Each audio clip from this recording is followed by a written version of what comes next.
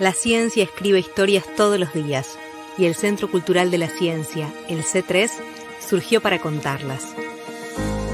El C3 depende del Ministerio de Ciencia, Tecnología e Innovación y su edificio es parte del Polo Científico Tecnológico.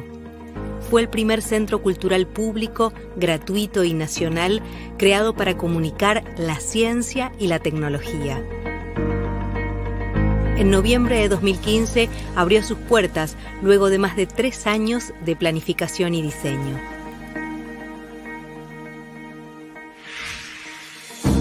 En el C3 existen espacios para descubrir mundos microscópicos, ser parte de experiencias científicas, compartir charlas y talleres o sumergirse en la lectura de aventuras e historias sobre la ciencia.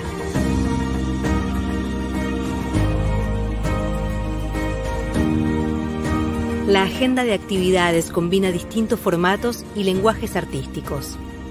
El corazón del C3 es Lugar a Dudas, la muestra permanente e interactiva de ciencia que aborda 3 temas que atraviesan a todas las disciplinas científicas: el tiempo, la información y el azar.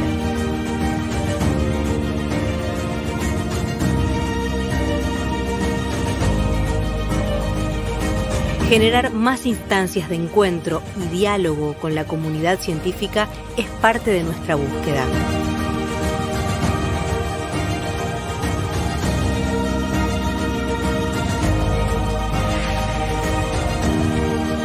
El C3 es un espacio en constante evolución que trabaja por más cultura científica para una sociedad con más derechos, más voces y más libertades.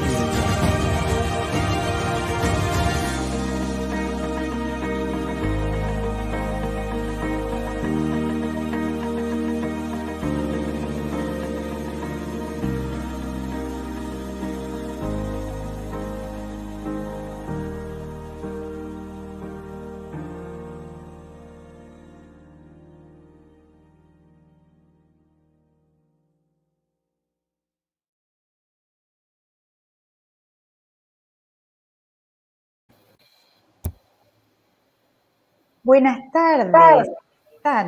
Bueno, mi nombre es Nora Bar y soy periodista científica y hoy estoy encantada de darles la bienvenida a un nuevo café científico de la Academia Nacional de Ciencias Exactas, Físicas y Naturales y el Centro Cultural de la Ciencia. Un encuentro así desacartonado que todos los meses nos permite aprender, maravillarnos ante algunos de los temas más fascinantes de la ciencia explicados por los que saben muchísimo. Y hoy vamos a hablar sobre el levantamiento de los Andes y el cambio climático.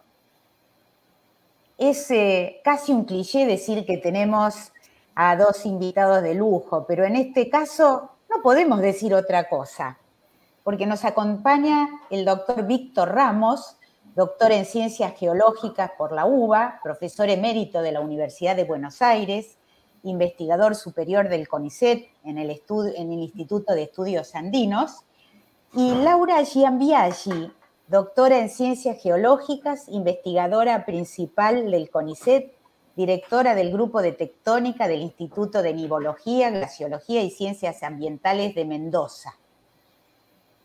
Víctor Ramos, permítanme comentarles algo más, alguito más. Si uno tuviera que describirlo al doctor Ramos, podría decir que es el Gardel o el Elvis Presley de los geólogos argentinos, no solo por sus investigaciones, sino también porque fue y es mentor de una legión de discípulos. Estudia desde hace varias décadas los procesos que llevan al levantamiento de los Andes.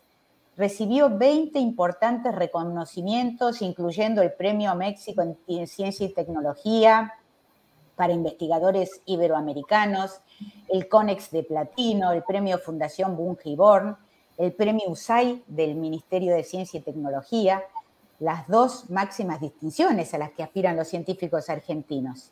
Además, es presidente de la Academia Nacional de Ciencias Exactas, Físicas y Naturales, académico de la Academia Nacional de Ciencias, miembro de la World Academy of Sciences y de las academias de ciencias de Estados Unidos, de Chile y de Brasil. Es miembro honorario también de la Geological Society of America y fue profesor visitante en incontables universidades del país, de Paraguay, de Uruguay, de Brasil, de Chile, de Colombia, de Estados Unidos. En 2011 fue distinguido por la Universidad de Buenos Aires como uno de los grandes maestros, que lo es, por su trayectoria y sus logros científicos. Y Laura Giambiaggi estudia la formación y destrucción de los Andes y su relación con la sismicidad, con los sismos, con los terremotos. Recibió la mención Premio Nacional L'Oréal UNESCO por las mujeres en la ciencia del año pasado, 2020.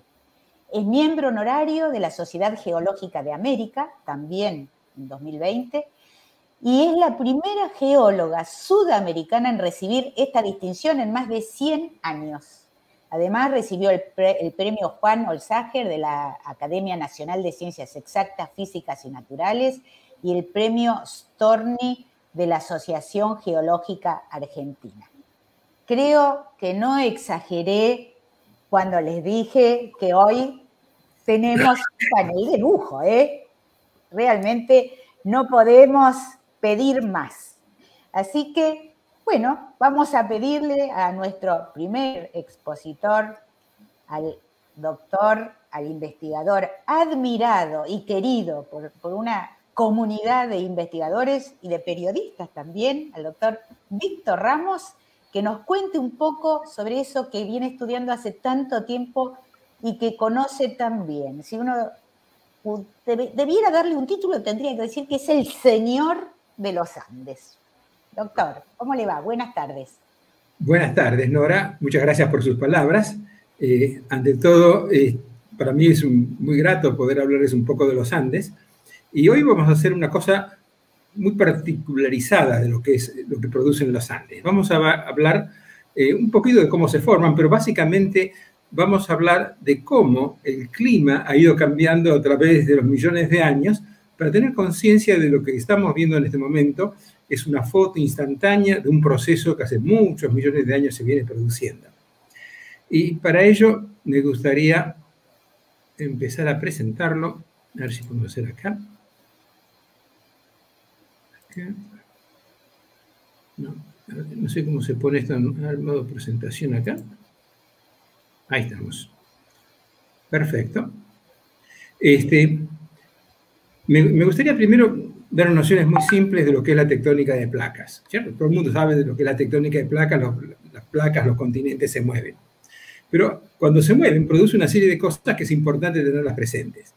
En primer lugar, al abrirse el fondo oceánico, permite que material fundido llegue del interior de la Tierra hacia la superficie. Al llegar a la superficie se enfría, forma la corteza, y esa corteza se va desplazando, y al desplazarse, si encuentra un continente, choca con el continente y se empieza a hundir. Eso es lo que normalmente se habla de subducción de corteza oceánica. Cuando ello ocurre, en la zona de choque se produce la formación de una montaña. Los Andes es una clara expresión de eso. Si vemos la próxima acá, vamos a ver que... Tengo que pasarla yo, no podemos verla.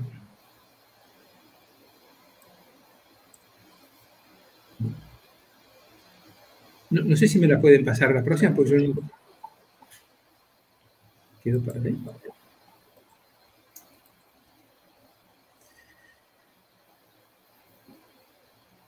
Ok. Ahora empezamos nuevamente, no hay problema. Entonces, dejo de presentar acá. No. Lo que quería expresar es que,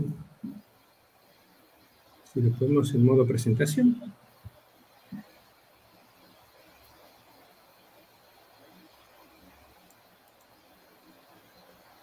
¿podemos poner la pantalla completa? Sí. Bueno, lo que quería decirles es que, bueno, este sector que está donde sube ese material fundido constituye la placa pacífica. Y esa placa pacífica es la que se va hundiendo por debajo del continente, que es la placa sudamericana.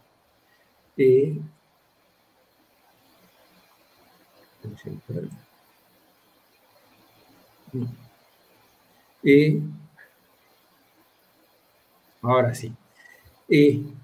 Cuando se hunde ese material fundido,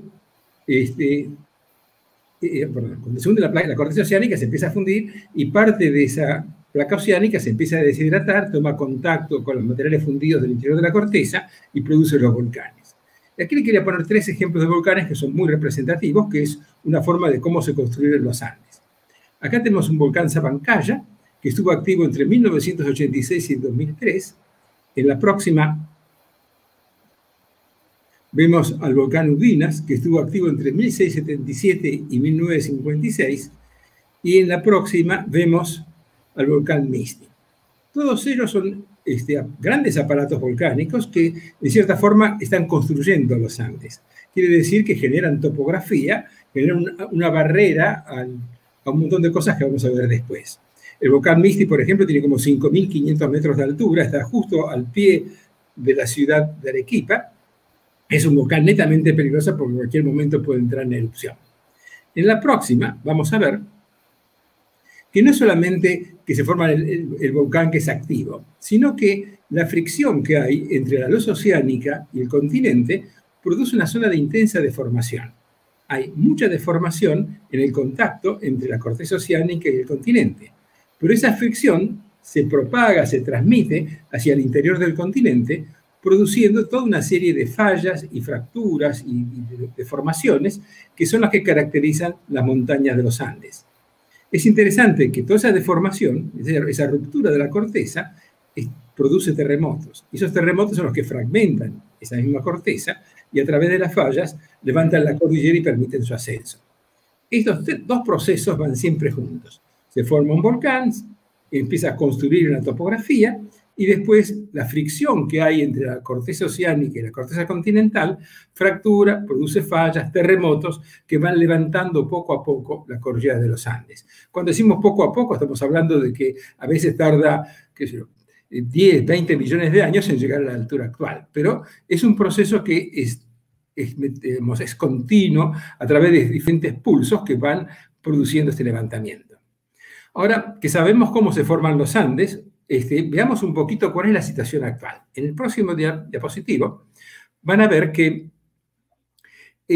América del Sur tiene todo el borde occidental, o sea, el borde pacífico, toda una serie de cordilleras que en la parte, digamos, de Bolivia, sur de Perú, norte de Argentina y Chile, tiene las cordilleras más altas.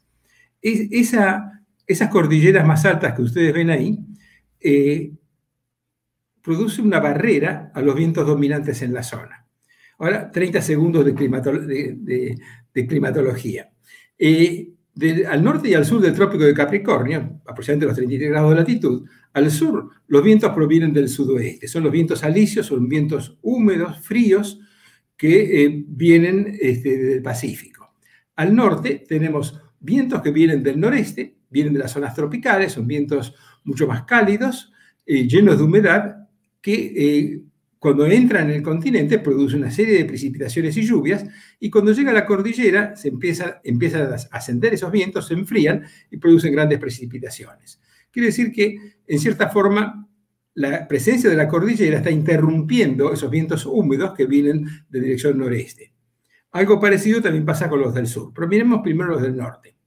En la fotografía de la derecha pueden ver que tenemos el gran altiplano de Bolivia, la Puna Argentina, y hacia la parte más externa tenemos toda una serie de sierras o serranías que tienen un color completamente diferente de la parte que da hacia el Pacífico.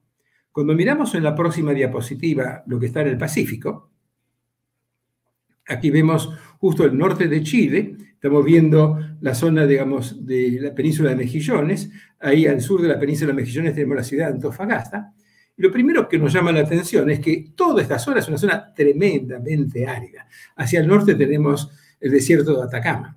Y cuando digo árida, quizás me quedo corto. Algunos ya llaman hiperárida porque es una de las zonas más secas que tenemos en la Tierra.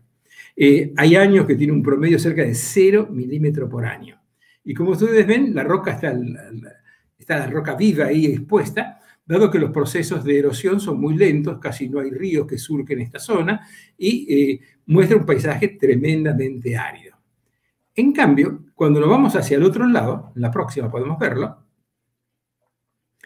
la situación es completamente distinta. Estamos en el norte de Argentina, vienen los vientos que proceden del noreste de las zonas tropicales, se encuentran con la cordillera, se levantan, se enfrían y comienzan las precipitaciones.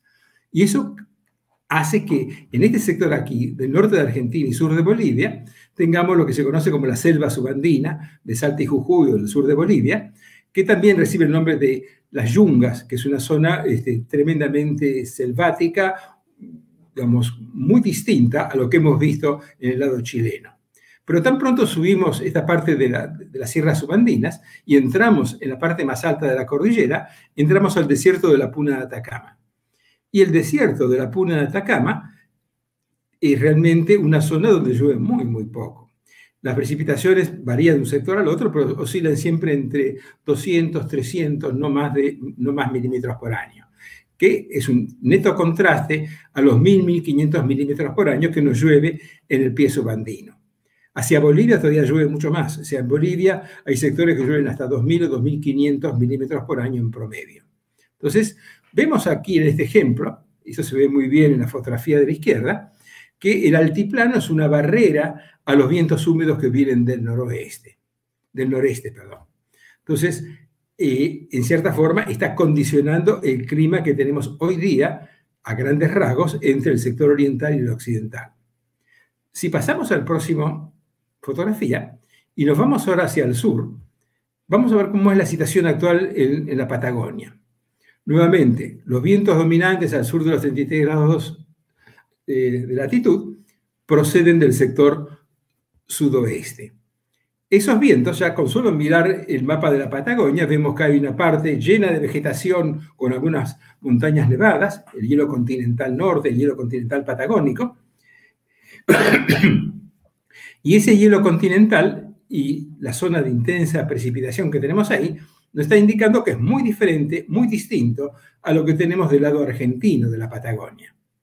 Si miramos con un poco más de detalle esto, en la próxima, por favor, vamos a ver que en la región de Chiloé, al sur de Valdivia, tenemos una selva valdiviana, como también se la llama, una zona de bosque muy denso, con muchas precipitaciones. En Valdivia, un poquito más al norte, se han registrado más de 6.000 milímetros por año. Entonces, tengamos ya presente lo que estamos aprendiendo, que en el sur tenemos 6.000 milímetros por año y en el desierto de Atacama tenemos 0 milímetros por año. Y eso está condicionado básicamente por la barrera que produce la cordillera de los Andes a los vientos húmedos que en el sur vienen del sector sudoeste. Ahora, ¿qué pasa en el sector argentino? Veamos la próxima, por favor. La próxima, por favor. En el sector argentino, vemos, ahí marqué con un rectángulo rojo, el sector que vemos aquí en más detalle. Cualquiera que haya visitado la meseta central patagónica habrá visto que es una zona absolutamente desértica, casi sin vegetación. Tiene alguna jarilla, una vegetación xerófita muy poco densa, y está llena de lagunas secas. Estas manchitas blancas que ustedes ven acá son realmente lagunas que se han secado, no tienen más agua, y la mancha blanca que vemos hacia el este de la laguna es realmente abanicos de arena soplada por los vientos, porque al secarse la laguna, todo el depósito está dentro de la laguna, el viento lo saca y lo lleva hacia el borde de la laguna de acuerdo a la dirección dominante. Vamos a ver que casi todos los vientos dominantes llevan esto hacia el este. Esto implica que pasamos de 6.000 metros en la zona de Valdivia a menos de 200 milímetros por año en la región central patagónica. Entonces, el cambio climático que está produciendo, la cantidad diferente de precipitación que tenemos al este y al oeste de la cordillera, es realmente muy importante y está supeditada básicamente a la presencia misma de la cordillera. En la próxima, vemos qué pasa cuando no teníamos la cordillera. Porque la primera pregunta que uno se puede hacer, ¿existió siempre los Andes? No. Hace unos pocos millones de años que se empezaron a levantar los Andes y antes no había Andes. ¿Y qué pasaba cuando no había Andes? Dos cosas muy, muy interesantes. La primera de ellas es que las playas del Pacífico sea, el mar Pacífico, llegaba y entraba dentro de Mendoza. Por ejemplo, para tener una idea de ubicación, para ir a la playa ahora tenemos que ir a Viña del Mar, pero en aquella época, si queríamos ir a la playa, al llegar a Puente del Inca, ahí en el río Mendoza, teníamos unas hermosas playas suaves, de poco relieve, muy bonitas, o lo mismo que ocurre en Malargüe. En Malargüe estaba debajo del agua, o sea, si queríamos ir a la playa, teníamos que ir al este de Malargüe, teníamos que ir unos 50, 60 kilómetros al este de Malargüe para ver cómo era la línea de playa. ¿Y esto qué implica? En primer lugar, que la paleogeografía, o sea, lo que era tierra firme y lo que era mar Pacífico, era completamente diferente a nuestros días. Ahora, ¿cuándo ocurrió eso? Y aproximadamente alrededor de 100, 115, 120 millones de años, esa era la situación dominante. Y esa situación, la falta de tener Andes, produce además de esos cambios paleogeográficos que el mar atravesaba y entraba dentro del continente kilómetros y kilómetros, que también influyera eso en la distribución de los vientos húmedos. Veamos en la próxima, por favor. Aquí vemos que un hermoso modelo numérico. Ese modelo numérico está basado en que no existía relieve, los Andes no existían, y como siempre, los vientos húmedos venían del noreste y del sudoeste. Este modelo numérico sin montañas nos está indicando que, independientemente del tiempo que estemos analizando, mientras la Tierra gire en la dirección que gira, la dirección de propagación de los vientos va a ser igual. Quiere decir que no teníamos esa barrera y los vientos eran como los que tenemos ahora. Pero las consecuencias eran completamente diferentes. Miren la próxima, por favor. Van a ver ahí donde está el círculo rojo. No, para atrás, por favor. Donde está el círculo rojo, van a ver que es una zona que tiene casi la misma cantidad de precipitaciones que lo que se observan en Brasil. Ustedes ven en Brasil esas manchas más rojizas, están indicando que estamos en presencia de una zona de alta precipitación. Y lo que está mostrando esto es que en el medio de la Patagonia, en medio de lo que es actualmente la meseta central patagónica, llovía, y llovía mucho, llovía lo suficiente como para que estos grandes mamíferos que ustedes ven en esta reconstrucción, los famosos macrauquénidos y los pirotéridos, estaban pastando, comiendo de una vegetación exuberante, como si estuvieran, digamos, en una estepa muy, muy pastosa, con árboles y con una situación que no tiene nada que ver con la actualidad. ¿Y por qué ocurre eso? Y básicamente porque los vientos húmedos no tenían ninguna barrera para su avance hacia el este. Entonces, en esta situación hace que las condiciones climáticas sean muy diferentes. Y ahora veamos qué pasa cuando poco a poco empezamos a levantar la cordillera. Ahora sí, la próxima, por favor. Aquí vemos primero el modelo anterior sin montaña en los Andes. Humedad por todos lados. La Patagonia absolutamente húmeda, llena de precipitaciones. Y por otro lado, vemos la primera reacción en ese modelo numérico cuando los Andes solo tienen 1.500 metros de altura.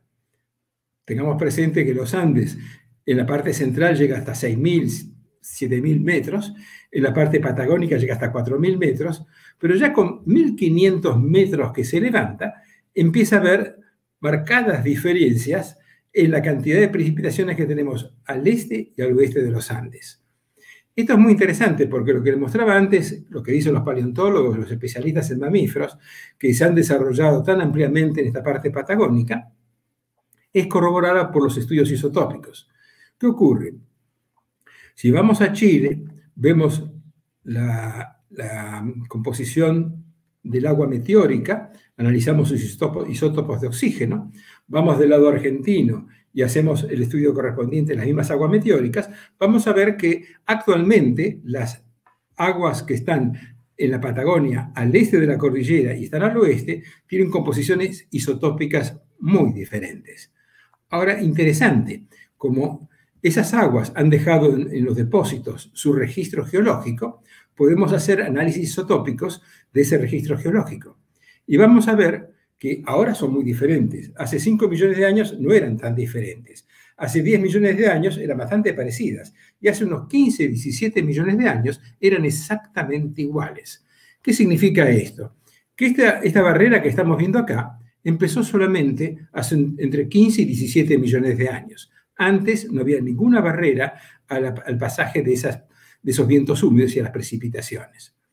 Y esto trajo aparejado una serie de cambios. Primero, climáticos. Y segundo, que los animales, los mamíferos que estaban tranquilamente pastando y recreándose, tengan presente que la Patagonia tiene una fauna de mamíferos terciarios, o sea, de esas edades, absolutamente única. Y es única, ¿por qué? Porque todavía el estrecho de Panamá no existía y los tigres dientes de sable todavía no habían entrado al territorio sudamericano. Esos animales, esos fósiles, grandes mamíferos, no tenían depredadores importantes, entonces vivían en paz y en felicidad sin ningún tipo de problemas, hasta que empezó a faltar la humedad, o sea, empezó a faltarles el agua.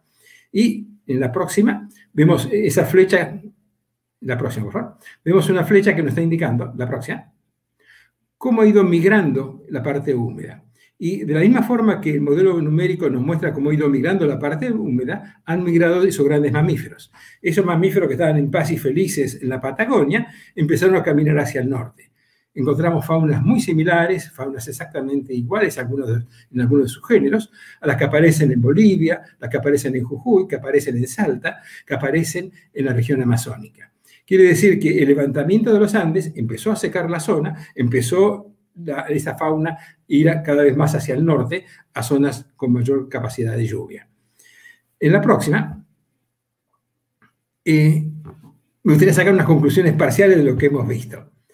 En primer lugar, que los Andes fueron un condicionamiento muy importante a los climas que imperaron de los últimos 100, 120 millones de años. O sea que pequeñas variaciones en el ascenso de los Andes empezaron a producir cambios climáticos o cambios en los paleoclimas que había en aquel momento. Al norte tenemos una zona donde tenemos una extrema aridez en el sur del Perú y norte de Chile y un gran aumento de lluvias en el Amazonas. Y en el sur exactamente lo opuesto. Una gran zona húmeda en Chile, 6.000 metros es casi un récord para América del Sur, 6.000 metros como tenemos en Valdivia, 6.000 milímetros como tenemos en Valdivia, y una estepa patagónica desértica. Entonces, esta pequeña introducción es para decirle que los Andes son muy importantes como un elemento controlador del clima. Y ahora sí, me gustaría pasarle la palabra a Laura y que nos sigas contando un poco cómo sigue esta historia. Muchas gracias, doctor. Interesantísimo lo que cuenta. Quiere decir que nuestra cordillera de los Andes es relativamente joven, ¿no es cierto? Si uno habla en términos geológicos, las alturas actuales que tenemos son de los últimos 15, 20 millones de años. Claro. Para un geólogo muy joven. Claro. Realmente se necesitaban bosques, vegetación para darle de comer a esa fauna gigantesca que usted menciona de hace tantos millones de años, ¿no? Y a veces a uno le cuesta imaginarse, viendo la estepe patagónica de hoy, tan árida, casi desprovista de cubierta vegetal, lo que deben haber sido aquellas selvas para darle de comer a, por ejemplo, los dinosaurios, ¿no? Bueno, a los dinosaurios antes, pero esa felicidad siguió ocurriendo, aun cuando los dinosaurios se han extinguido y estábamos en plena época terciaria, tiempos relativamente recientes. Parte de esos mamíferos convivieron con el hombre. O sea que todavía las precipitaciones eran lo suficiente como para que pudieran vivir esos animales. El problema principal que tuvieron esos animales era la invasión de los predadores a partir del Istmo de Panamá. O sea, la llegada de los tigres dientes de sable fue pésima para ellos porque estaban acostumbrados a vivir felices sin ningún tipo de depredador importante y de golpe fueron atacados, desprevenidos y, como lo digo siempre, esos ataques vienen siempre desde el norte. Quiere decir entonces que una cordillera puede hacerse creciendo apenas unos centímetros por año. Sí, ni siquiera centímetros, con medio centímetro por año. Al cabo de 10, 20 millones de años la tenemos como la tenemos actualmente. O sea que parecen velocidades muy lentas, si uno se queda mirando medio centímetro es inapreciable, pero poco a poco se va levantando claro, y qué impresionante cuando uno, bueno, después charlaremos de esto, piensa en los cambios que estamos introduciendo en el clima tan acelerados que en apenas 150 años estamos ya generando modificaciones en el clima que son notorias, ¿no? Y realmente, pero lo dejamos eso Sí, un poco.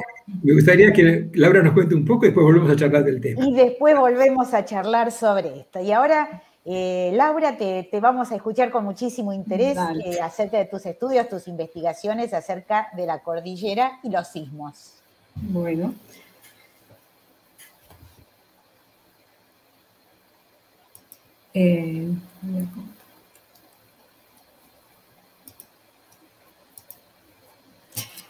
Como Víctor les estuvo contando, la construcción de los Andes tuvo mucha importancia sobre el clima, sobre ese cambio climático que se produjo a lo largo de millones de años. Nosotros los geólogos estamos muy acostumbrados a hablar de millones de años. Después supongo que cuando terminemos la charla vamos a discutir eso. Pero hay otro tema más que a mí me gustaría introducir, es que ver si el clima, porque esto es una discusión científica de ya muchos años, puede hacer un control sobre la construcción de los Andes, ¿sí? Y además vamos a agregar que los Andes no siempre se construyen, sino también se pueden destruir. Y en realidad lo que estamos viendo es un cuasi equilibrio entre todos estos procesos que van a construir los Andes, como contó Víctor, sobre todo las fuerzas tectónicas son nuestro principal motor. Los que los van a destruir, ahora vamos a hablar de eso, y el clima. De manera tal que estos factores, si son perturbados por algún factor, por ejemplo un cambio climático global o cambios en la subducción de estas placas y colisiones de placas que nos cambian el régimen tectónico, los otros factores se van a acomodar, van a buscar como un equilibrio, ¿sí? Entonces vamos a ver, primero, bueno, Víctor ya nos contó mucho esta influencia de cuando se levantan los Andes sobre el clima, ¿sí? Los Andes, si los cortamos la tierra a la altura de los Andes, esto es lo que observamos, la placa oceánica se subduce, decimos nosotros, se mete por debajo de la placa sudamericana, y lo que agrega acá son las fuerzas, o sea, esa subducción va a crear fuerzas muy importantes. Son los esfuerzos tectónicos que van a hacer que la placa sudamericana, que es nuestra placa continental, donde estamos parados, se arrugue, se falle, se generan fracturas geológicas, y se engrose, o sea, de la corteza, que es esto que vemos acá en color naranja, de ser una corteza normal, que podríamos tener antes de que se generen los Andes, se engrosa y pasa a ser una corteza grande, alta, ¿sí? Y se forman las montañas. Eso es un proceso tectónico. También hay otros procesos tectónicos, o sea, la tectónica tiene su lado oscuro, podríamos decir, que genera que la corteza se angoste, se adelgace, ¿sí? No siempre los procesos tectónicos construyen montañas, también son un proceso muy importante en la destrucción de montañas, ¿sí? Ahí vamos a ver esto. Y en el medio juega un rol muy importante el clima. Entonces, esto es lo que dijo Víctor. Nosotros, si vemos el relieve acá a la izquierda, este es un mapa de Sudamérica, del sur de Sudamérica, donde se ve el relieve, las zonas blancas son las más altas. Este es lo que mencionó Víctor, Altiplano Puna, que lo llamamos el plató andino. El plató andino tiene alturas promedio de 4.000 metros. Y a la derecha lo que observamos es un mapa, pero donde se ven las precipitaciones, ¿sí? Entonces, bien, como dijo Víctor, es la correlación entre las alturas de nuestra cordillera y las precipitaciones es asombrosa. Las zonas altas están generando un cambio en el clima muy importante y es en contraposición de lo que se observa en la Patagonia. Parece como un espejo que lo que estamos observando.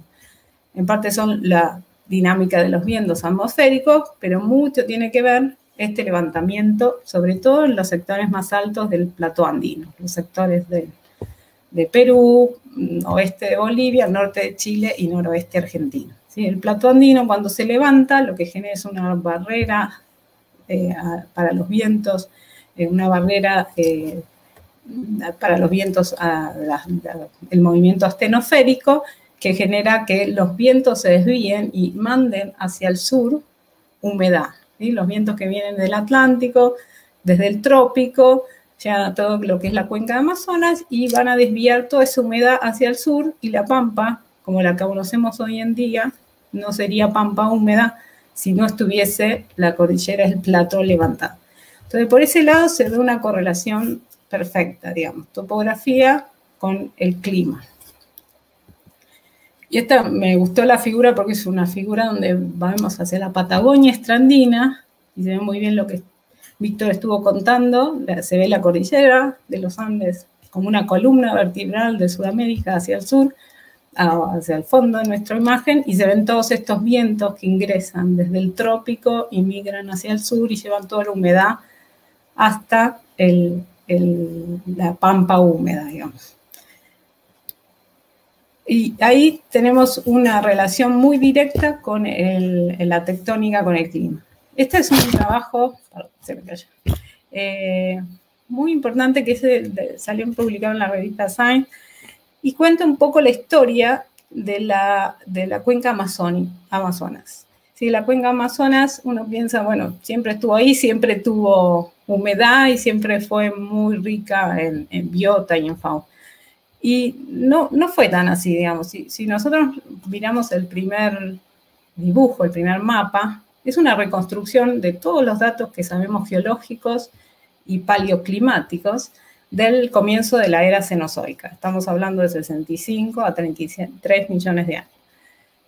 ¿Qué había ahí? Como contó Víctor, no teníamos la cordillera de los Andes. Sí teníamos volcanes, porque la subducción existía. Esta placa oceánica se estaba subduciendo, metiendo debajo de la placa continental. Entonces, tenemos subducción y tenemos volcanes. Había una cordillera que sería como el cinturón de fuego que se le dice hoy en día, todo el borde del Pacífico, pero no teníamos una barrera orográfica, ¿sí? Entonces los ríos, y ahí es donde va finalmente a terminar estar localizado el río Amazonas, fluían hacia el norte, hacia lo que hoy en día es Venezuela, ¿sí? No iban al Atlántico. La cordillera tarda en levantarse, acá vemos, pasan 10 millones de años, sigue levantándose pero muy poquito, y pasan otros 13 millones de años hasta los 10 millones de años, y hay un ambiente donde los ríos también siguen desaguando hacia el norte y un poquito hacia el Atlántico, pero no son tan importantes. El gran cambio se produce entre los 10 y 7 millones de años, que es cuando se levanta la cordillera andina. Se venía levantando, pero a una tasa baja. El gran levantamiento de los Andes se produce entre los 10 y hoy millones de años y hoy en día. Ahí se produce el cambio climático, digamos, que favorece que la humedad que viene del Atlántico se quede en la cuenca amazónica, ¿sí? Se genera este desagüe, además, hacia el océano Atlántico, con la adición de que tenemos ahora una cordillera levantada, muy joven, que nos provee nutrientes a las cuencas. No solo generamos un cambio climático, sino provee nutrientes a las cuencas, y eso hace que la biota explote, digamos, que la biodiversidad en todo lo que es la cuenca amazónica, que es lo que se ve en este gráfico de acá, a partir de los 7 millones de años, explote, es una biodiversidad que antes no existía. Entonces vemos bien el control de lo que es el levantamiento, o sea, la tectónica, la construcción de los Andes sobre el clima y también sobre la biodiversidad. Esto por un lado, pero ahora vamos a pensarlo al revés. Bueno, sí, la tectónica controló mucho el clima de Sudamérica. ¿El clima tiene algún control sobre los Andes, sobre la construcción o destrucción de los Andes? Entonces, cuando pensamos que a veces se favorecen unos climas húmedos, el clima húmedo que lleva mucha agua, lluvia, sea en forma de agua o de nieve, estos son agentes que van a destruir la montaña, la van a gastar, llamamos que se erosiona la montaña, ¿sí? Que son esas flechas que están puestas acá, donde hay muchas lluvias, la montaña se va a erosionar. Entonces estamos diciendo que el clima puede favorecer la destrucción de los Andes. En los lugares donde es seco, vamos a ver que favorece la construcción de los Andes, porque no hay ningún tipo de erosión, casi como contó Víctor en el desierto de Atacama, por ejemplo. ¿Sí? Pero ahora vamos a ver yo les había dicho que había un cuasi equilibrio, clima, destrucción y construcción. Y para entender ese equilibrio, porque tiene que ver mucho con fuerzas, esfuerzos tectónicos y este factor climático importante, tenemos que pensar que nuestra corteza continental es como un iceberg. Y el iceberg, ¿por qué flota? Porque tiene una densidad del hielo que es menor que la densidad del agua. Entonces va a flotar y va a elevarse como una montaña. Nuestra cordillera es igual, es un fenómeno que llamamos disostasia, donde la corteza continental, que les había contado que era en esta figura de la derecha, esos colores naranjas, es menos densa que el manto litosférico, que serían las capas de las tierras que están por debajo. Y eso hace que la cordillera se eleve, ¿sí? Y que se eleve buscando un equilibrio. Siempre todo nuestro sistema de montañoso, orográfico, va a buscar ese equilibrio. Ahora, si yo produzco un cambio climático, en parte por la tectónica, por ejemplo, y produce más lluvia, imagínense que parte del iceberg acá arriba se va a erosionar. Si el iceberg se erosiona, el mismo sistema va a buscar un reequilibrio, se va a ajustar y va a elevarse topográficamente, ¿sí? Entonces hay una relación muy interesante entre un cambio climático hacia, por ejemplo, una zona que era seca y se vuelve muy húmeda, mucha lluvia, erosiona, se gasta la montaña, se destruye, pero esa misma montaña va a buscar reequilibrarse, ¿sí? Y además de buscar reequilibrarse de esa forma que llamamos isostasia, lo va a hacer con la tectónica, ¿sí? Porque la tectónica, en aquellos lugares donde la corteza necesita crecer en altitud, elevarse, produce fallas. Las fracturas estas que están asociadas a los sismos se van a concentrar en ese sector que la corteza necesita reequilibrarse. Entonces, un gran cambio climático puede disparar todos estos procesos tectónicos, además. Y es un balance, digamos. Es un equilibrio entre estos tres factores. Y para terminar lo que les quería contar, nosotros lo que estamos trabajando es en el orógeno, en el altiplano, lo que llamamos el plató andino. Esto sería como un termómetro de las zonas donde la cordillera se está construyendo, que serían los colores rojos, y los colores azules nos dicen dónde la cordillera se está destruyendo hoy en día. Entonces, si nos vamos al pasado, 15 millones de años, que es la figura de acá arriba, lo que vemos es que toda la cordillera no tenía las alturas que tenía ahora y se estaba construyendo. Casi toda se estaba construyendo y si hacemos un corte, nos imaginamos cómo se arruga estas grandes fracturas geológicas que ponen roca sobre roca y que van elevando la cordillera. Se producían casi todo el área de la cordillerana. Ahora después, hoy en día, si miramos el termómetro, digamos, de cómo estamos hoy en día, no es así. Hay sectores al este y al oeste donde se sigue construyendo y sectores internos donde este equilibrio o cuasi equilibrio entre tectónica y clima busca reequilibrarse y se destruye, ¿sí? Que son los sectores más centrales de la cordillera, donde hay un desierto, como les contó Víctor, muy importante, no hay desgaste producto de la lluvia, y en esos sectores el orógeno, nuestra cordillera, decimos que colapsa. Entonces, esa importante retroalimentación entre clima, construcción y destrucción del orógeno, del sistema cordillerano, lo vemos muy bien representado hoy en día y podemos tomar la cordillera como un caso de estudio, que es como lo estamos tomando nosotros. Y bueno, eso era lo que quería contarles y nos quedamos a la espera de las preguntas. Y bueno, realmente yo hago un comentario. Siempre se habla de la cordillera como un factor que influye, como explicaban ustedes, en el clima, ¿no es cierto? Deteniendo los vientos cargados de humedad, y eso puede influir en cuán húmedo o cuán seco o cuán ventoso es un territorio. esta otra, digamos, esta otra interacción de cómo el clima influye en la cordillera es bastante menos frecuentada o por lo menos más desconocida para los legos. ¿Quiere decir que entonces estas zonas áridas van a seguir creciendo? ¿Y cuánto ustedes que están estudiando y auscultando estos procesos, cuánto piensan que puede seguir creciendo la cordillera de los Andes? Muy buena pregunta. Hay un profesor, John Dewey, que pasó haciendo cálculos durante muchos años para ver cuál era el valor crítico que crecía una montaña.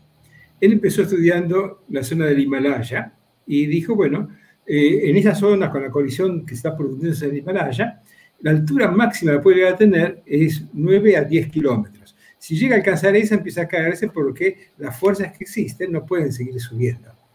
Absolutamente correcto. Hicieron los estudios y vieron que en los Himalayas es casi muy difícil que las fuerzas que están disponibles puedan levantar una cordillera más de 9 kilómetros. Entusiasmado con esos resultados, estudió los Andes, hizo la mecánica de los Andes y vio que en los Andes la máxima altura que se podía alcanzar era alrededor de 7 kilómetros. Si pasaba de 7, ya las fuerzas actuantes no le permitían seguir subiendo. Y cuando vemos los resultados de este profesor de la Universidad de Oxford y vemos lo que pasa en Perú, nosotros estamos como argentinos o argentino-chilenos orgullosos de nuestra Aconcagua, pero los peruanos tienen la Cordillera Blanca del Perú, que son como 10 Aconcagua uno detrás del otro, casi 100 metros menos que la Aconcagua, pero es una cordillera importantísima, que tiene 150, 160 Huascarán metros menos que la Aconcagua, pero una cosa importante, se está cayendo. O sea, está colapsando, porque llegó al nivel máximo de crecimiento. Entonces, aparentemente, no puede crecer en forma infinita porque las fuerzas disponibles que actúan no son tan infinitas. Aparentemente, de acuerdo a nuestro ejemplo que tenemos en Perú, si llegamos cerca de los 7 kilómetros, es muy difícil seguir creciendo porque las fuerzas disponibles de la fricción de la corteza oceánica no es lo suficientemente importante como llegar a producirla. Entonces, a esa pregunta le diría, no crecen infinitamente, tienen un límite. Y no solo entonces por erosión pueden ir achatándose las cordilleras, sino que también por este proceso, digamos, llegan a un límite y el propio, digamos, la propia dinámica geológica hace que vayan bajando, ¿no? Sí, además la dinámica no la tenemos que pensar como algo estático, digamos. Las mismas fuerzas que hoy en día están levantando la cordillera porque la están apretando en algunos sectores, si nos vamos al pasado, eran otras fuerzas. ¿Por qué pensar que en el futuro geológico, estamos hablando de mucho tiempo para adelante, van a seguir siendo las mismas fuerzas? O sea, es todo tan dinámico la tectónica de placas que no podemos pensar como una fotografía actual y llevarla, bueno, van a crecer más con estas fuerzas. Sí, pero estas fuerzas van a seguir estando, van a cambiar, seguro van a cambiar. Claro. Bueno, ustedes hablaron del clima y la cordillera, y cómo la cordillera influye continuamente en el clima, ¿no es cierto? Después de ver lo que ustedes presentaron, se podría pensar que en cierta medida el cambio climático se debe a los Andes, pero ¿qué es exactamente lo que produce el cambio climático? ¿Tienen que ver el levantamiento de los Andes en el cambio climático? Es muy interesante también esa pregunta porque, a ver cómo podemos explicarlo. El clima en la Tierra, cuando uno lo estudia desde el punto de vista geológico, cambia por muchos factores. Uno de ellos que hemos visto hoy es cómo el levantamiento de los Andes puede llegar a producir barreras climáticas y cambios de climas a un lado y al otro de los Andes. Pero hay otros procesos también que actúan a nivel global. Por ejemplo, cuando se separó la Antártida de América del Sur y se estableció la corriente del paso de Drake, o sea, la corriente circumpolar, empezó a enfriarse la Antártida y cambió completamente la circulación tanto del Atlántico como del Pacífico. Entonces, eso produjo enfriamiento. Por ejemplo, antes de eso la temperatura media del Atlántico Sur era diferente que después de establecerse la corriente circumpolar. Entonces, ¿qué significa esto? Que además del levantamiento de los Andes, además de cómo son las corrientes oceánicas y cómo se distribuyen, hay procesos que van cambiando el clima. Otro proceso muy importante, y ya es extraterrestre, que no depende de la Tierra, son las variaciones de la energía solar. Entonces, si uno ve, por ejemplo, la pequeña edad de hielo, o ve la época árida que tuvieron los romanos en su momento, durante el Imperio Romano, ve que la Tierra globalmente ha sido sometida a grandes cambios climáticos. Esos grandes cambios climáticos son universales, se ven en todos lados. A mí siempre me impresionó el pobre Diego de Almagro, cuando lo dejó a Francisco Pizarro ahí en Perú y se empezó yendo hacia el sur, empezó a atravesar la Puna de Atacama, y cuando llegó al borde de la Puna encontró una ciudad como ¿cómo es la ciudad? Encontró una ciudad que era de miles de habitantes, que está sobre la quebrada del Toro, pero ¿qué le sorprendió? Que estaba todo en Santa Rosa de Tastil. Le sorprendió que estaba todo como si nada hubiera pasado, no había habido una guerra, no habían roto nada, las terrazas de cultivo estaban ahí perfectas, todo bien mantenido, pero habían abandonado ese sector. Y hoy sabemos que eso ocurrió durante la pequeña edad de hielo. ¿Por qué? Porque cuando se produce un aumento de la temperatura, se desertifican toda una serie de zonas. Cuando sube la temperatura, también se puede producir falta de precipitaciones, y esos cambios son cambios de una frecuencia mucho más variable que los cambios geológicos que hemos hablado antes. Entonces, ¿qué ocurre? Hay cambios geológicos importantes, movimiento de los continentes, corrientes diferentes en los diferentes mares, de acuerdo a la paleografía, levantamiento de los Andes, cambios de otra frecuencia producida por la energía solar, y encima de todo esto tenemos los cambios que produce el hombre. Si uno ve, a través de lo que nos contó Laura, lo delicado que era el Amazonas, que en un momento los ríos iban hacia el Pacífico y después cambió y iban para el otro lado, que nunca, no fue todo el tiempo un tremendo Amazonas como lo que conocimos nosotros. Ese Amazonas, la acción del hombre, puede empezar a perjudicar eso, o sea, a desertificarlo. Entonces ahí entra un cuarto factor en todo lo que estamos contando, la acción depredadora del hombre, que no solamente contamina el ambiente, sino que produce cambios que pueden acelerar cambios naturales. Hay una discusión donde todo el mundo admite que la influencia que tiene el hombre, pero es como si hubiera una frecuencia de unas ciertas calor y frío, y justo en una ola de calor entra el hombre en acción y produce una aceleración del proceso. Entonces, o sea que no habría antagonismo entre el proceso geológico y el proceso generado antropogénico. Ambos estarían como en sintonía, uno amplificando el otro, ¿no es cierto? Exacto. Y si entramos, como entramos en los últimos 150 años después de la Revolución Industrial, a empujar un cambio que ya venía cambiando, agarrémonos que puede pasar cualquier cosa. Claro, y cada vez todos los síntomas, digamos, y todos los parámetros terrestres indican que en lugar de mejorar, estamos despeñándonos hacia algo peor, ¿no es cierto? Porque las emisiones contaminantes siguen aumentando. Ahora, aquí ya están llegando preguntas del público.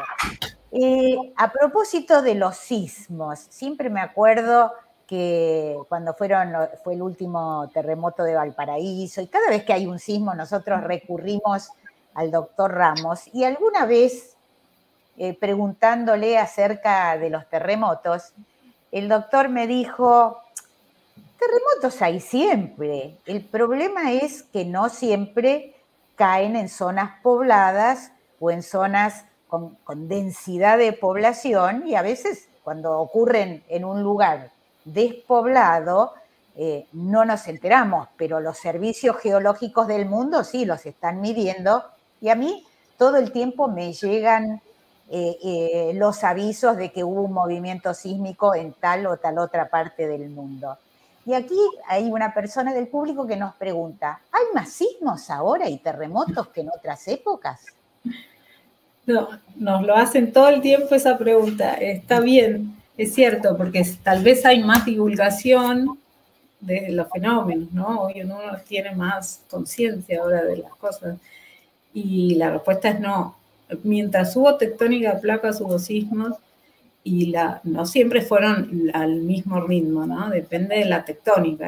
Hay momentos en la historia de la Tierra donde hubo actividad tectónica más fuerte y otros que fue más estable. Cuando se formaron los grandes supercontinentes, que hubo varios en la historia, se espera que no haya tantos sismos, digamos. Pero esos son procesos geológicos lentos. Hoy en día los sismos no vamos a esperar que estén aumentando por alguna razón y menos por la acción del hombre. Los sismos son una respuesta a la tectónica, básicamente. O sea que nos podemos quedar tranquilos, no es que están aumentando. El tema es que no nos sí, toque. Hay regiones, yo vivo en Mendoza, no estamos tan tranquilos. Sí. En Mendoza no están tan tranquilos, en Chile tampoco, que cada tanto, si no pasa mucho tiempo entre un movimiento y otro, ya la población está muy entrenada, pero no deja de inquietar un terremoto o un sismo, ¿no es cierto? Y más si es de cierta magnitud. Aquí otra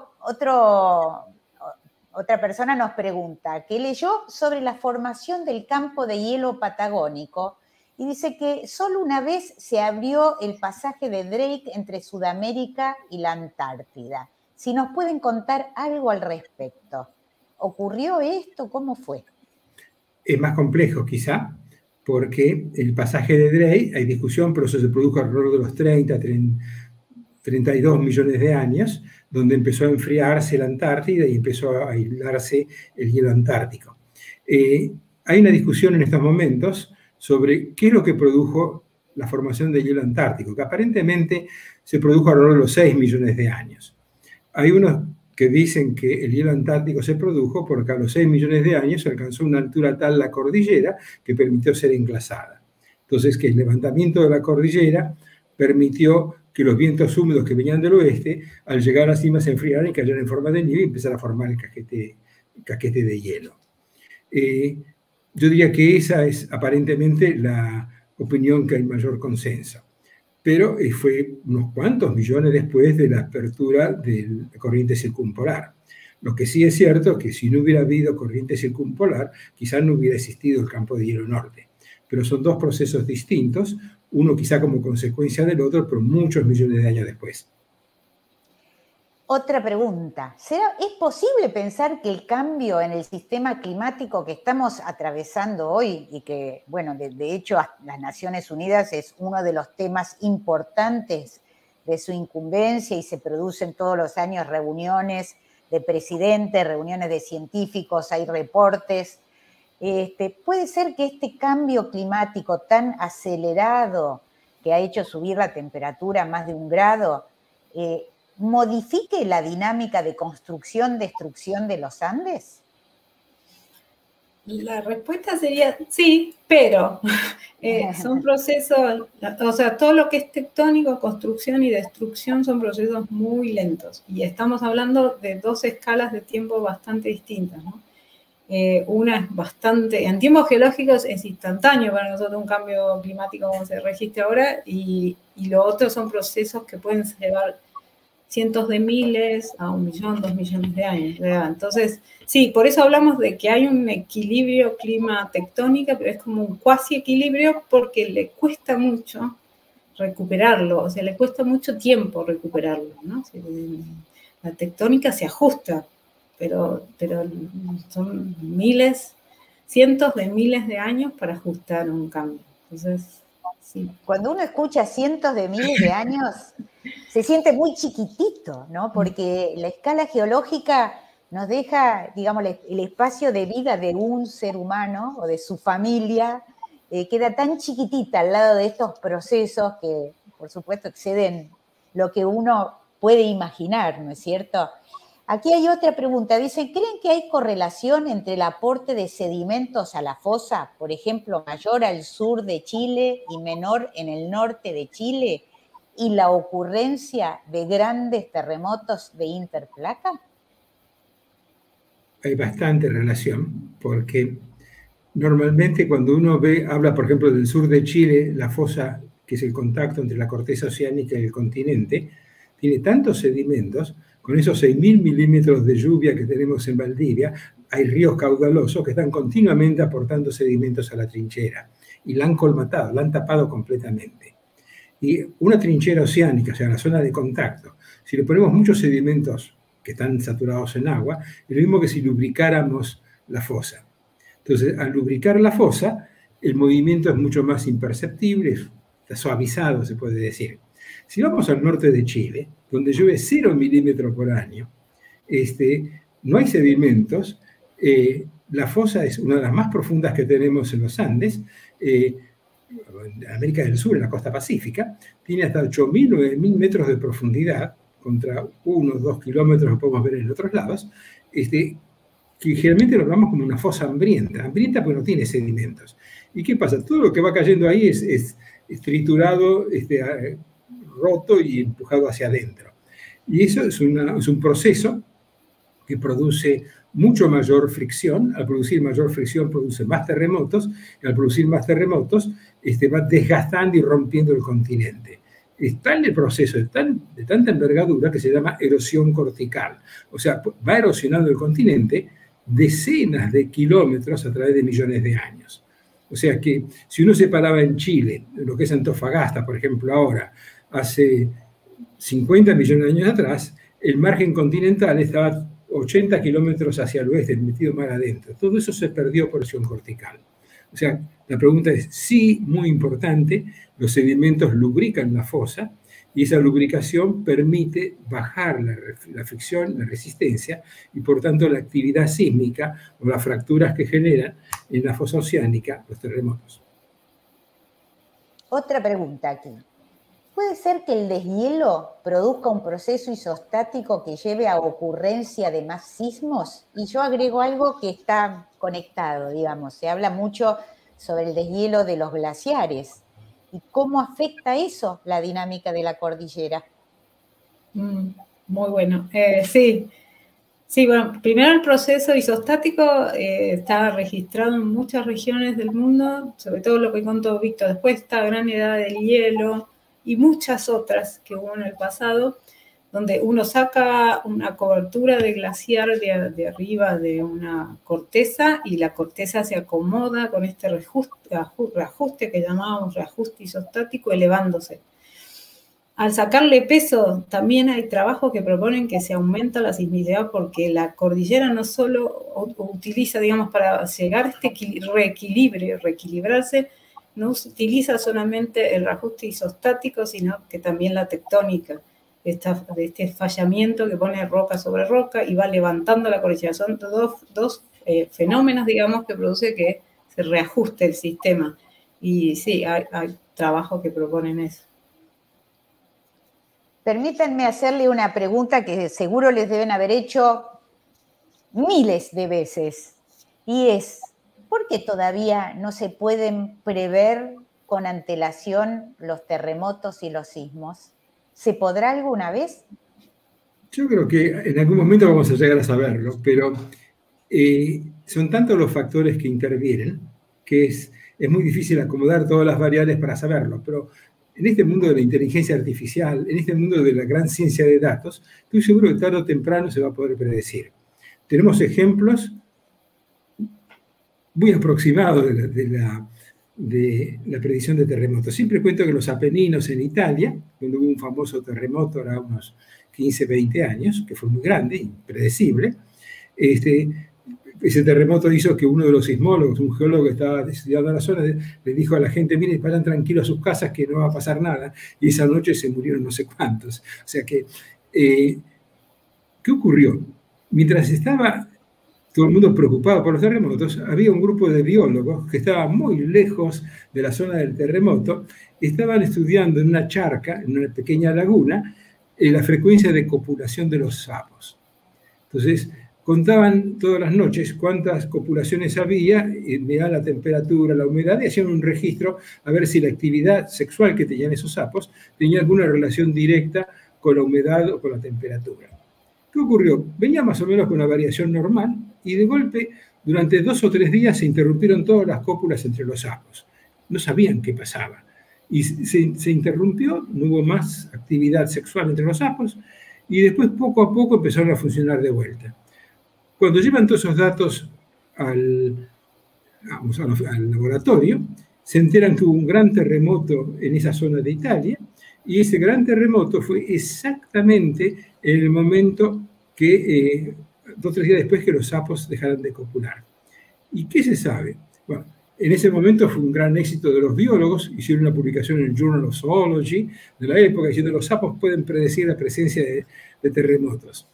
Lo que es interesante es que los chinos hace 2000 años atrás utilizaban los sapos para predecir los terremotos. ¿Y cómo lo usaban? Cuando veían que los sapos se ponían nerviosos, sabían que algo podía pasar. Es interesante la historia porque hace 2000 años atrás tenían unos sapos hechos en bronce llenos de bolitas redondas. Y cuando empezaban los primeros temblores, caían las bolitas. Y de acuerdo a la dirección que caían las bolitas, sabía de dónde venía el terremoto. Un sismógrafo muy elemental. Pero tenía la forma de un sapo porque sabía que los sapos se ponían nerviosos.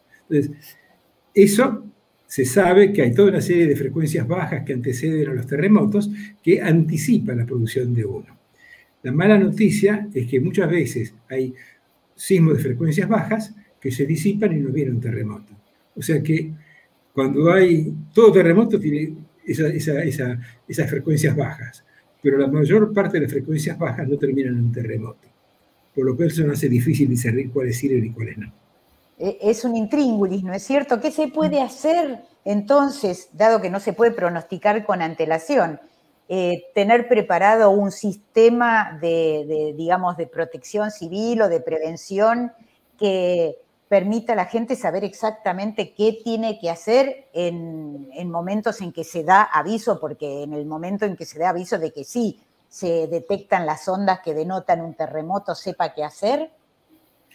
Ahí dejo a la mendocina que nos explique, que está muy entrenada. Sí, eso se hace mucho la parte de educación para ver qué hacer en el momento del sismo, lo que es muy difícil tener algún sistema de alerta temprana como sí lo tenemos para los volcanes, porque los volcanes nos mandan señales más claras de que van a entrar en erupción y qué tipo de erupción va a ser, en cambio los sismos no nos mandan esas señales, o como dice Víctor, son muy confusas. A veces por sí, muchas veces por no. Entonces todavía no tenemos a disposición en la ciencia esa alerta temprana que tan bien nos vendría para alertar a la sociedad, a la comunidad enseguida de la presencia próxima de un sismo. Y sí, estoy de acuerdo que se va a avanzar mucho en poder llegar a predecir un sismo, pero va a ser muy difícil decir un día, una hora y un lugar exacto. O sea, vamos a poder llegar a decir un área, un tiempo, claro. Como viste, los tiempos geológicos son... No vamos a poner un dedo nunca mañana a las 3 de la tarde, en esta latitud y longitud va a haber un sismo. Y hablando de sismos, hay gente que sostiene, nos preguntan aquí desde el público, que la luna es un factor por tener en cuenta. ¿Tiene algún vínculo la luna, las mareas, la gravedad lunar con respecto a estos movimientos terrestres, o es simplemente un mito sin mucho respaldo? No. Hay una relación muy lejana, pero las hay, porque las mareas terrestres son unas deformaciones que se producen en la Tierra producto del acercamiento o alejamiento de la Luna en su elíptica correspondiente. Algunos dicen que en los periodos de mayor acercamiento la tensión aumenta y esa tensión podría llegar a liberar pequeños sismos. Pero es un motivo que todavía no hay consenso, es una propuesta y es una hipótesis que se está analizando.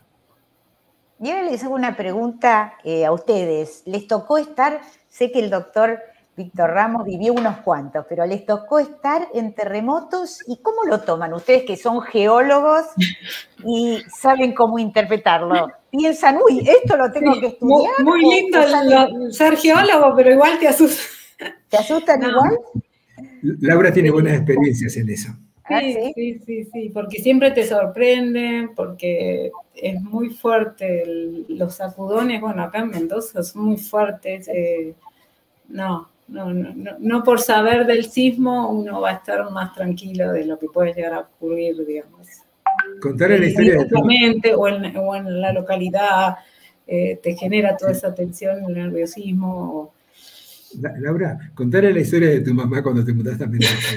Yo me mudé a Mendoza como hace 20 años y estuve un tiempo acá, vino mi mamá de visita y en la primera noche le toca el sismo más grande que yo tuve en Mendoza. Y se levanta la mañana siguiente, esto siempre es así. Súper asustada, como diciendo, no, mudate de nuevo, cambiá de ciudad.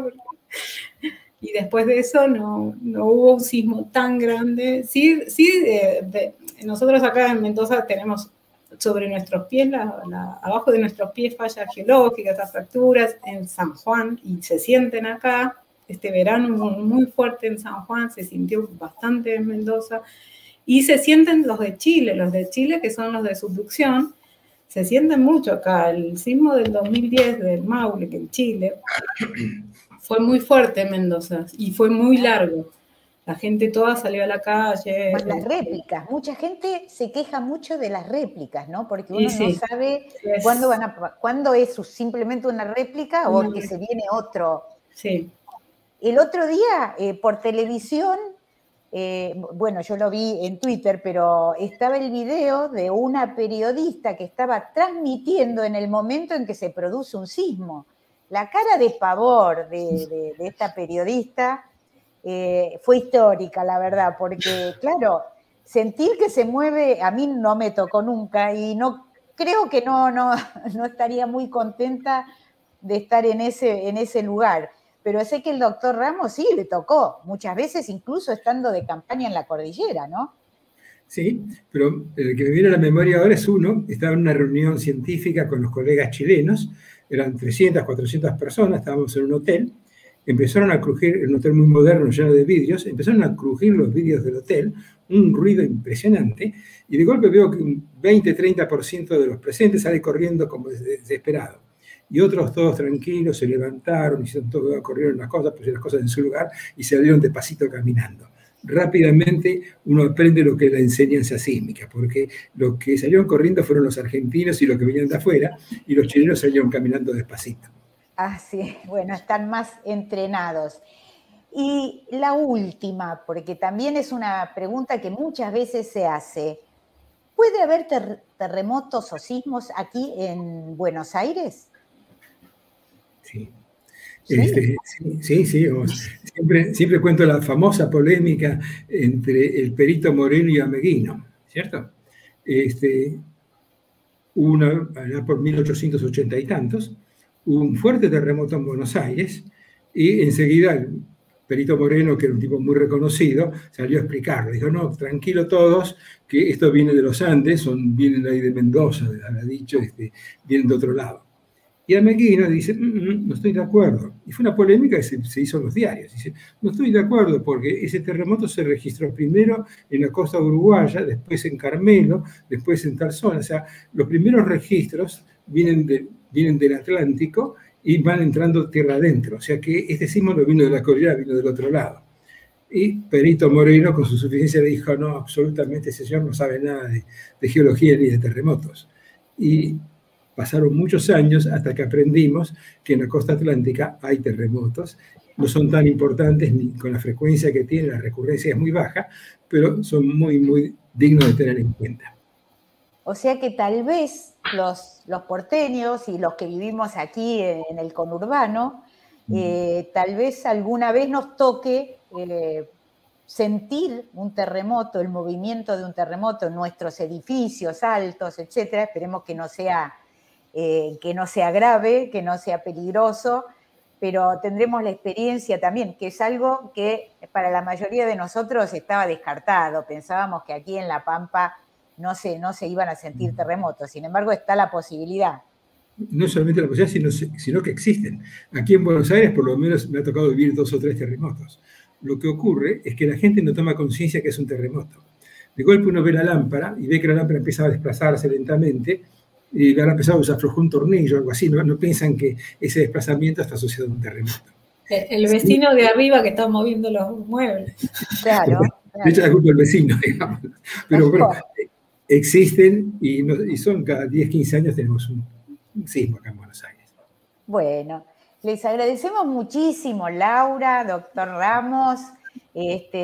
Fascinante todo lo que cuentan, nos permite asomarnos a algunos de los procesos más impresionantes de nuestro mundo, que son los procesos que involucran al planeta en su totalidad y a estos monstruos, ¿no es cierto?, a estas placas inmensas, a estas cordilleras gigantescas.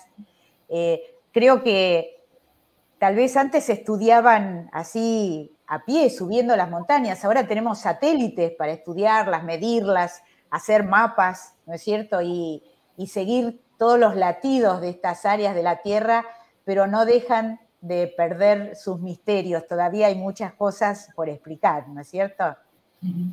De acuerdo.